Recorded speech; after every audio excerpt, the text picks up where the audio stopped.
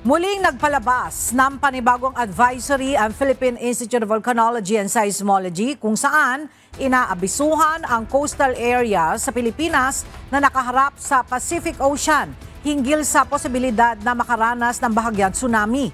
Ayon sa PHIVOLCS, maaaring makaranas ng tsunami ang coastal areas sa Pilipinas na may taas na hindi aabot sa 1 metro. Kasunod ito ng naranasang magnitude 8.7 na lindol sa silangang bahagi ng Russia kaninang bandang alas 7:25 ng umaga oras sa Pilipinas. Ayon sa PHIVOLCS, posibleng maitala ang tsunami wave sa pagitan mamaya ng 1:20 hanggang alas 2:40 ng hapon. Kabilang sa lugar na posibleng maapektuhan ang area ng Batanes, Cagayan, Isabela, Aurora, Quezon, Camarines Norte, Camarines Sur, Albay, Sorsogon, Catanduanes, Northern Samar, Eastern Samar, Leyte at Southern Leyte.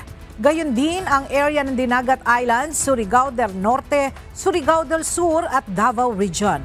Pinapayuhan ang mga residente sa mga baybayin ng mga nabanggit na lugar na iwasan munang magtungo malapit sa dagat at kung maaari ay lumayo muna at lumipat sa mas ligtas na lugar.